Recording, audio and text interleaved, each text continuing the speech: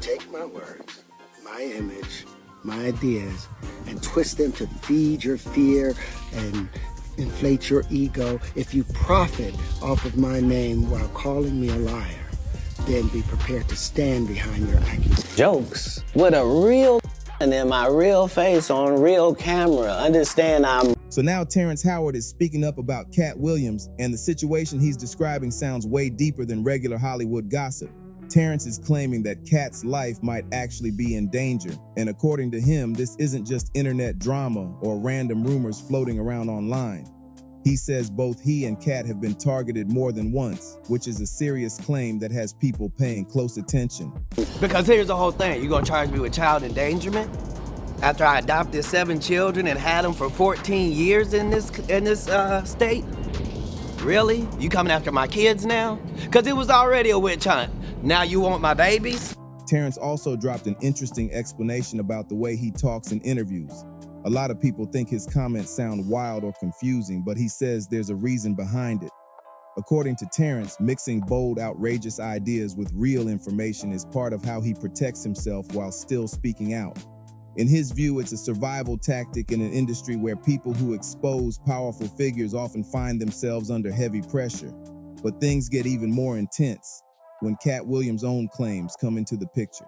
Let me follow ability, now clarity. About powerful people, because the timing has a lot of folks looking twice at everything he's been saying. It's Katt Williams that taught me how to tap.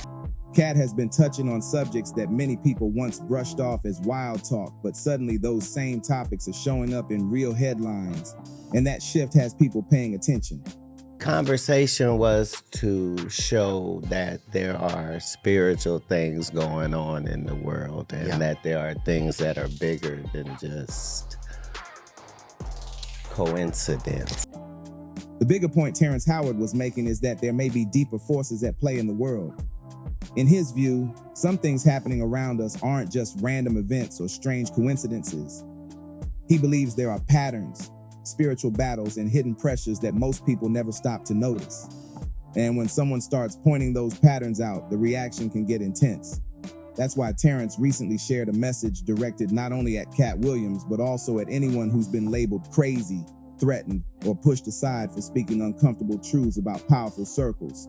One world people exist because it's a very powerful concept to have and far too lucrative and beneficial to not be attempted.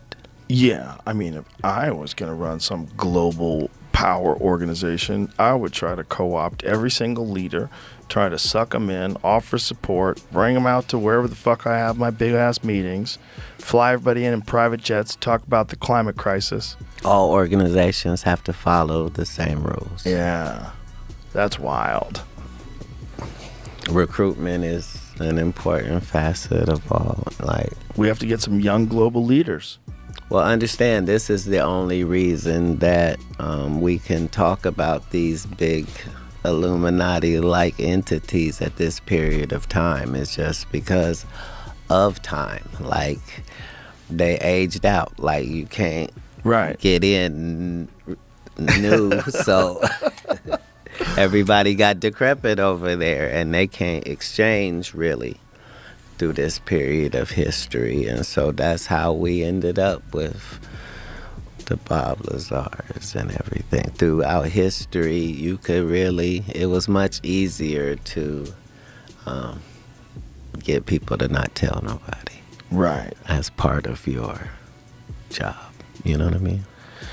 Imagine going to a World Economic Forum party.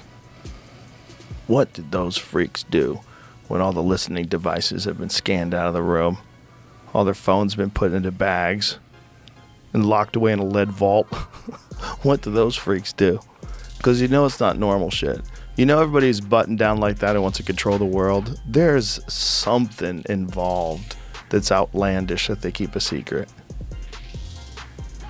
That's always been the case with secret societies. That's the whole Eyes Wide Shut thing. That there's some freak shit going on behind the scenes to anybody that really wants to control everything.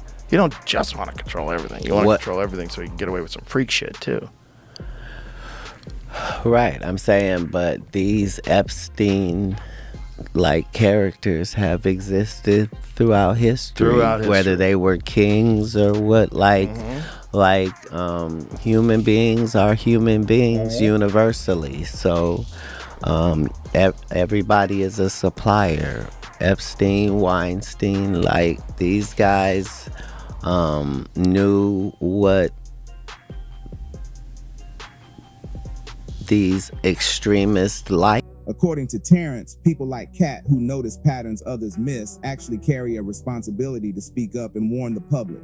And Katt has said something very similar himself. In several interviews, he explained that when people get extremely upset about what he says, it usually means something he mentioned hit a nerve. But now the conversation is turning darker. Recent reports claim Katt's life was allegedly threatened after he began discussing topics that were once dismissed as conspiracy talk. And with the Epstein files now making global headlines, some of those old claims suddenly don't sound so far-fetched anymore. Some people are also bringing up Katt Williams' appearance on the Joe Rogan Experience, where he spoke about what powerful elites supposedly believe and the strange rituals that allegedly happen behind closed doors. That interview has been circulating again online, and now people are watching it with a completely different perspective. Back when Katt first said those things, a lot of critics rushed to label him a conspiracy theorist. Many viewers laughed it off and treated his comments like wild entertainment. But fast forward to today, and suddenly some of the subjects he touched on are popping up in documents connected to the Jeffrey Epstein investigation. That shift alone has the internet buzzing because people are now re-examining old interviews with fresh eyes. That's why I can speak with impunity about the Illuminati, because I know who you would have to be in order for what I'm saying to bother you. Some of the released emails are disturbing and uncomfortable to read, but they show Epstein discussing unusual scientific ideas with biologist Robert Trivers. In one exchange, Epstein talked about theories involving producing more feminine men and more masculine women. These emails are part of the documented records tied to Epstein, which is why they've sparked so much discussion online. In the messages, Epstein reportedly asked Trivers about a piece he had written on transgender biology. Trivers responded by discussing how biological traits can be influenced at a molecular level, mentioning scientific research related to gender development. The exchange has raised eyebrows because it shows the kinds of topics Epstein was interested in exploring with scientists. You don't care how people feel about the ritual. It's about does following the ritual work. And so you can fool yourself into thinking there isn't one, but the evidence, I understood that the earliest I had seen that word transgender was Baphomet, the transgender. And so I knew that in the ritual of Baphomet, the transgender, to show allegiance to him, you had to kiss his ass ring. Really? And it said both of those things. So I knew that both of those things would become popular in the future. And that somehow calling people the GOAT would be normalized. Then another detail caught people's attention. In that response, Trivers noted that certain medical discussions and procedures connected to gender development were being explored earlier in life, which made the conversation feel even more intense to many readers. And this is where some fans say the situation starts to look familiar. For years, comedians like Katt Williams and actors like Terrence Howard have talked about powerful circles experimenting with unusual ideas and pushing controversial boundaries. But the conversation doesn't end there. People are also revisiting what Katt said during that Rogan interview about alleged rituals tied to elite groups, and how he hinted that some of those circles follow beliefs very different from what the public sees on the surface. I'm saying, if the police come in and raid my place and break into my gun boxes, you're gonna find guns, but these aren't, well, I'm not in a gang. What difference does it make? Now, you were actually stopped for this and let go because you have a license for it, No, right? this is their 9th time coming to my house. The problem was this time they came to my office and took my kids from an office, not from my house, from an office. So now when I can't have my kids at my office, That's an issue. I must be Yeah, the most terrible black dude. Because here's the whole thing. You gonna charge me with child endangerment? After I adopted 7 children and had them for 14 years in this state? Really? You coming after my kids now? Because it was already a witch hunt. Now you want my babies? Yikes. Martin Luther King and Malcolm X ended up dead for telling the truth. So as a comedian, I don't think it won't happen to me. I think they've thrown me in jail 36 times in 36 months, and I think you've never seen me in a court of law. That means they're effing with me. And today, they crossed the line, because now they took my baby. And when people start talking about the Epstein files, one thing that keeps coming up is this. Katt Williams didn't suddenly jump into this conversation yesterday. He's been raising questions about powerful circles for years, long before the name Jeffrey Epstein exploded across headlines and court documents. That's why some fans say his old interviews feel different now, because a few of the topics he mentioned are suddenly being discussed in mainstream news. According to Katt's perspective, Epstein didn't just randomly end up around billionaires, politicians, and major power players. Katt has argued that someone like Epstein gaining that level of access doesn't just happen by luck. In his view, people don't move through those circles unless they're allowed to be there, which is why he believes Epstein's rise inside elite networks deserves serious scrutiny. And that leads to the question many viewers keep asking. If Katt is talking about subjects that major media outlets rarely dive into, like Epstein's unusual scientific interests or claims about secret belief systems among powerful elites, does that put a target on his back? This is in Beverly Hills. Suge has brought his son with him, who's 5 years old. Suge's son runs behind the dumpster and urinates. And a lady films his penis out and then says, "Oh, I thought that was Katt's kid." But that lady said that she got jumped on by me. Yeah. Like, this isn't just my word. They had to play the video in court, which showed that her altercation wasn't with a man at all. Yeah, they don't add that piece. No, nor do they make a retraction. Right. Nor do they say, "Hey, that thing we told you about that guy, turns out it was nothing." I got 15 cases that were dismissed. That should be talked about. Why would 15 cases be dismissed? Supporters of Katt often bring up the fact that he said before that pressure came his way when he started touching on these topics. At one point, he even mentioned pulling back from discussing the Illuminati because he felt he had been stung too many times while exploring that territory. And looking back now, Katt has suggested that at the time, he didn't fully understand just how serious the situation could become when speaking about powerful networks and hidden influence. Back then, most people didn't take Katt Williams seriously at all.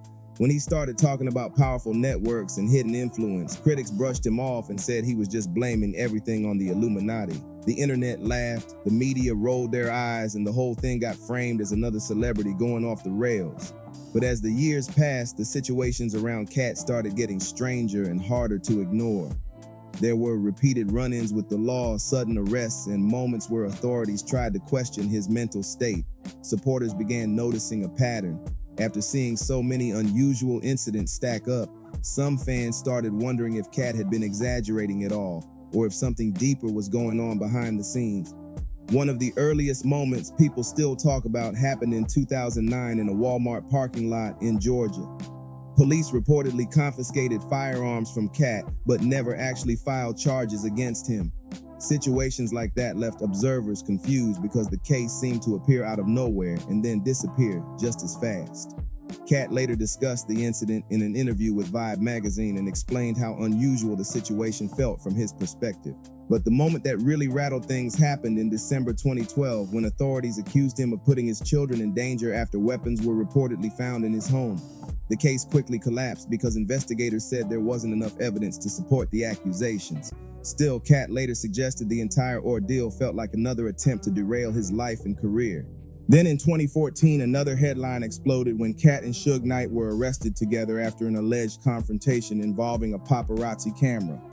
Media outlets rushed to paint the story as two celebrities losing their temper on a photographer. But Katt later claimed the situation was far more complicated and said the photographers involved had been aggressively provoking them. While all of this chaos was playing out, tabloids were busy pushing a completely different narrative, portraying Katt as unstable and out of control. Yet, despite years of arrests, accusations, and negative headlines, none of those cases ever turned into a felony conviction, and Katt has never served prison time. And to many fans, that fact alone makes the entire story even more interesting.